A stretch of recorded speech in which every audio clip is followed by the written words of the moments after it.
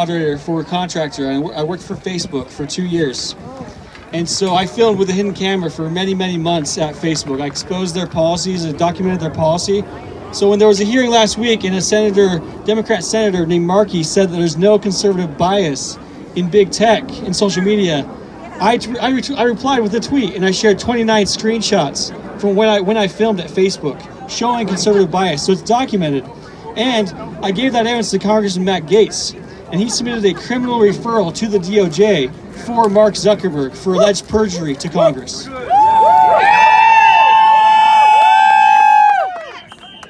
So I want to thank you all for being out here today. I've been in touch with some people at Project Veritas. They are very, very busy right now.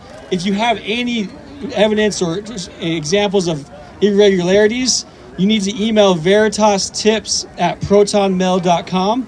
That's veritastips@protonmail.com.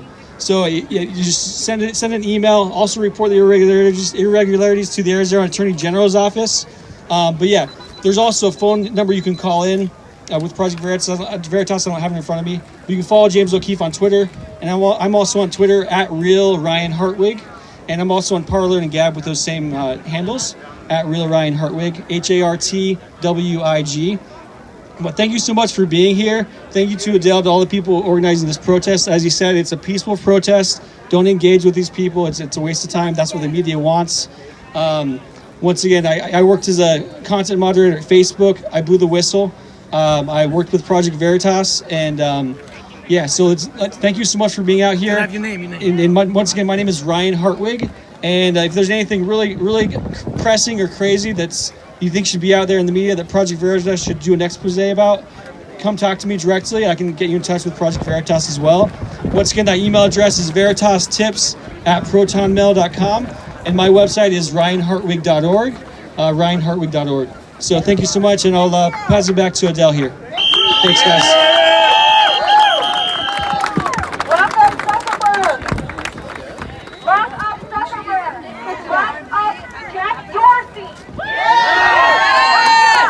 Hey, what?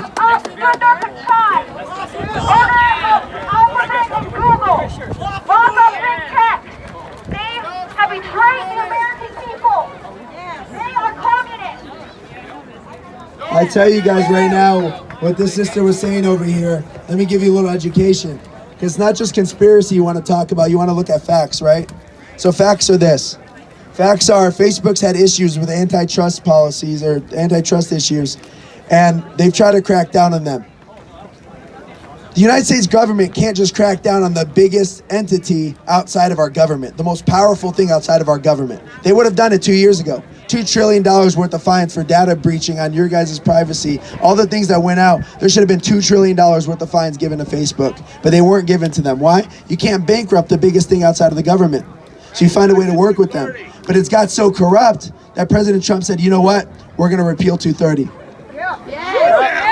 Which is interesting. So on Facebook, on Instagram, they censored me. I got censored. A lot of you got censored. A lot of your pages have been disabled, right? Weird. Weird how it's just the people that are saying, I love President Trump. I didn't say anything else. I spoke on child sex trafficking. I fight for the children. I push my companies that I'm working on. I stand as an American. I talk nicely. I get my points and my views, and somehow I'm wrong. You know what's funny is I met this guy. He was at Marissa Hamilton's fundraiser in Phoenix. Guy's a successful doctor. He graduated top of his class at Cornell University and triple majored, economics, bio, and something else. He went on to get his medical degree, studied at, I think, Mount Sinai, Cedar Sinai, one of the top 2 hospitals. And he also worked for GlaxoSmithKline. They paid him to speak on vaccines around the world. This guy knew what he was talking about. You know what he said to me?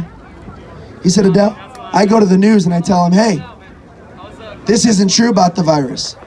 They say, no, we got our experts. He goes, I'm the expert. GlaxoSmithKline paid me. They paid me to literally go speak on vaccines. Who's the expert that you got? Fauci, top of his Cornell class? I was top of my Cornell class. What's your point?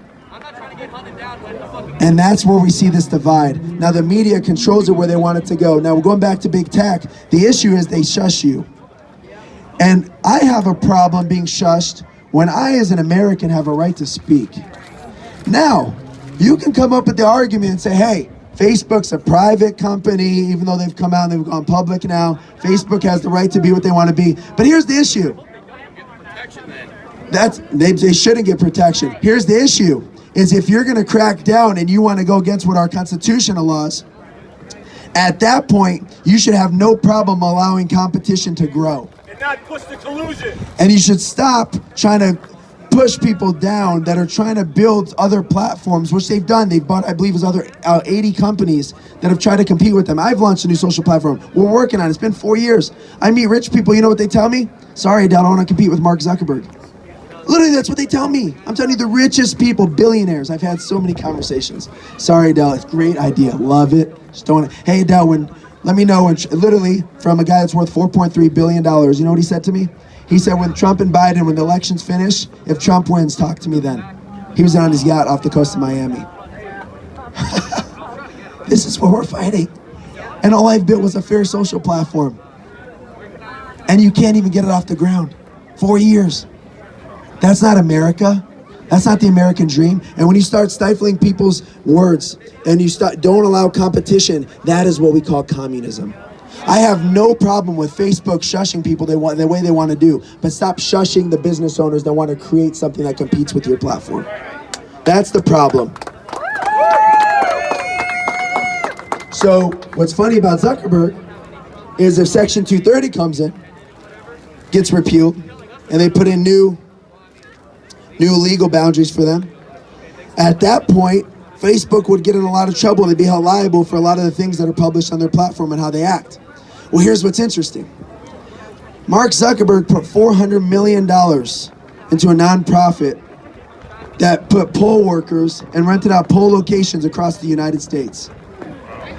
Any of you geniuses out there wonder why Mark Zuckerberg put $400 million, the same amount of money, almost the same amount of money as our Congress did? He put $400 million into the elections. You want to know why? You don't want 230 to get repealed. And you don't want that antitrust, because that $50 billion a year looks really nice right now.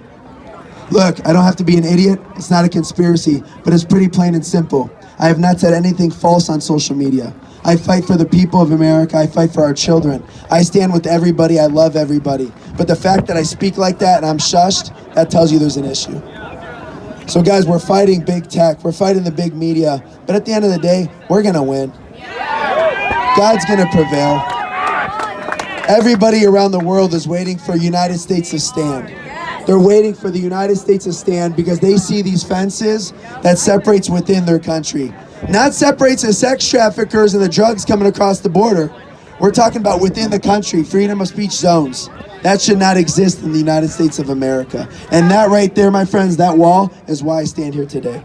And I know that's why you guys joined me. So if you guys join me again, let's say the Pledge of Allegiance. I pledge allegiance to the flag of the United States of America and to the republic for which it stands, one nation, under God, indivisible, with liberty and justice for all.